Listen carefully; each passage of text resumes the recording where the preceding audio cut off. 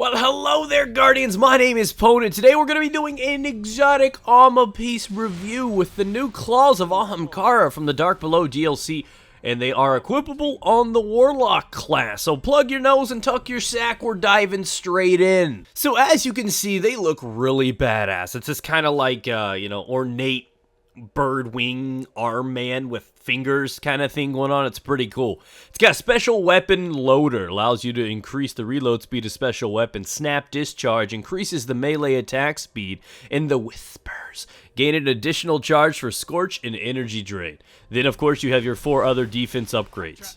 So let's break these bad boys down. I'm sure a lot of you guys own them. They've been waved in front of your face for 3 weeks by Zur. If I recall correctly, the first 3 weeks of the Dark Below, he's sold these. So a lot of people have had a lot of opportunities to purchase these things, and I have a feeling that many of them did, just because of the cool new ability in the game that allows it to have double melee stacking. That's pretty enticing. I admit I fell victim to it. Are these things a good choice? In one situation. I honestly do not believe that these are one of those pieces of equipment that you can wear full time and be like, oh, I got gauntlets that make me 32, I'm just going to keep these on all the time. No. Smack that little hand. That's not what these are used for.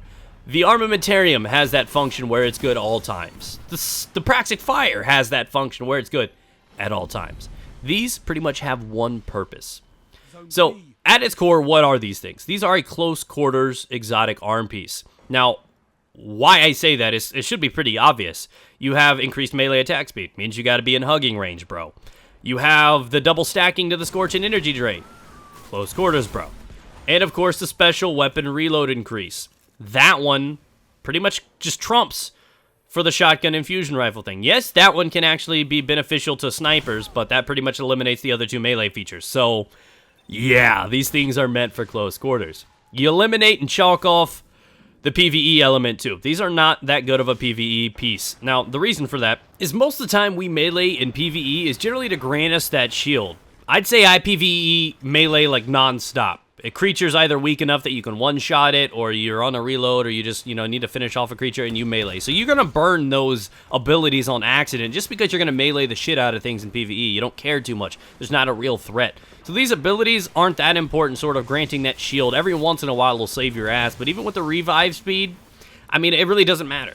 So with that, these are clearly designed for the PvP element of the game. These share 2 of the 3 abilities with the new raid gauntlets. Both of them have the increased melee attack speed and the reload on special weapons ability, leaving this one with only 1 unique ability over a legendary piece of raid armor, and that is the double stack to scorch and energy drain. So with that, these things really don't have a function or purpose with the Void Walker category, and that's because it just doesn't have a good ability to couple along with it. Even with the blinking feature, the mobility that you get granted from that, it's still not the greatest piece, and I wouldn't recommend it. Void Fang is still a better choice for it, by far. So as sexy as Shotlocks are, and that's, it's my little merger of Shotgunner, Warlocks, Herder, there was such potential there. Just the abilities are lacking on the melee for the energy drain. So that's that. So again, I feel it leaves a little bit to be desired with that ability. So we move on over to the Sunsinger. Where do these things blossom?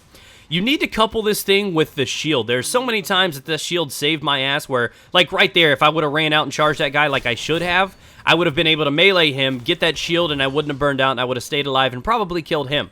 This ability allows you to have that kind of protection a little more. It allows you to be a little bit more aggressive in closer quarters because you can lead with a melee, follow up with a shotgun, and have that protection. Inside the super, this thing is a beast. As you can see, you get that shield, and you stay tanky because these are going to start stacking. You're going to start meleeing over and over and over again, and you're pretty much going to have an infinite shield. Because of these stacking 2 melees instead of 1, you're going to start building those up and meleeing faster. And as you guys can see in that super, those melees are one-shot kills. It makes you a tank. So it does have a purpose. It is meant for the Sunsinger, ladies and gentlemen. It is destructive. It takes games over. It takes entire objectives over. I was deep, so deep, Nux deep in their spawn right there, and was able to do it solo. And that is because this armor piece is incredible for the Sunsinger in those situations. So, how does this hold up to other ones? Does this trump the Praxic Fire? In my opinion, hell no. The Praxic is probably the best Sunsinger item in the game. And it does almost the same thing the Claws does. It regenerates things faster. Not only that, you also get fusion grenades with it. So the only major difference between this and the Praxic is better with the grenades, but it's only used when you super. You're only going to get to do that 2 or 3 times a PvP match. Whereas the Claws are ongoing. You're going to be able to benefit from those melees the entire game. You pick and choose which one you want to use. I guess it's its only real function, but I feel that the Praxic is a much better choice simply because it does the same thing this does, but it also throws the grenades in the mix. Look at this. The tankiness got one melee out, it's regenerating. The other one's already starting to stack. It's already halfway done when I use that one, sustaining some more.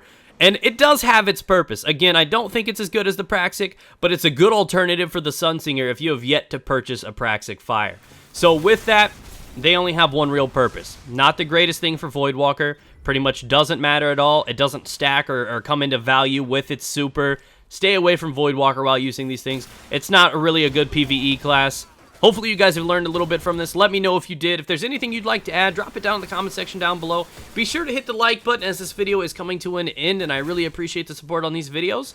And I will see you with another video again soon. Leave a comment too, letting me know what piece of armor and or weapon you would like to see reviewed next, and I'll break that down for you, ladies and gentlemen. Have a great night, and I will see you in the Crucible.